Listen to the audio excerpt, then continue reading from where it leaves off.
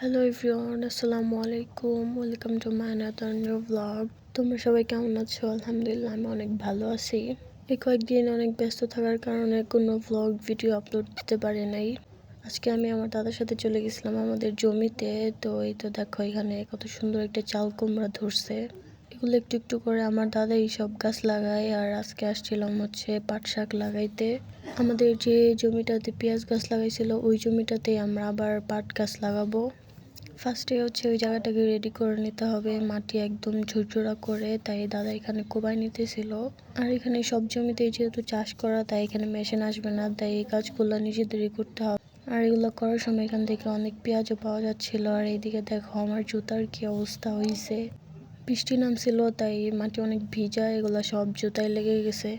তোমাদের কার কার সাথে এমন হয়? আমার সাথে প্রায়ই হয় এমনটা। এরপর আমি তো খালি পায়ে হাঁটতেছিলাম। খালি পায়ে হাঁটার মজাই আলাদা। তোমরা কে কিভাবে হাঁটতে পছন্দ করো? এরপর দেখো এদিকে আমি একটা শামুক পেয়ে গেছি। এটাকে তোমরা কে কি নামে চিনো আমাকে জানাও, আমি নিজেও জানি না এটা কি। এরপর দাদা দেখো এই যে এখানে যে পেঁয়াজ গাছগুলো লাগাইছিল, এখানে অনেক পেঁয়াজ ছিল। এরপর আমরা সবগুলো উঠাই নিয়েছি। এই তো এদিকে দেখো কতগুলো পেঁয়াজ হয়েছে, এগুলো সব এই মাটিতে ছিল। এগুলো যদি এখন না উঠাইতো সব মাটিতে পচে যেত। এই তো এদিকে এখন পাট বিচি লাগানো শুরু হয়ে গেছে। পাট শাক লাগানো একদম ইজি। আমি ফার্স্ট টাইম হয়তো বা লাগাইছি।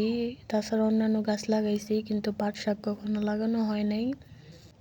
তো টাটা, সবাই ভালো থাকবা। Thanks for watching.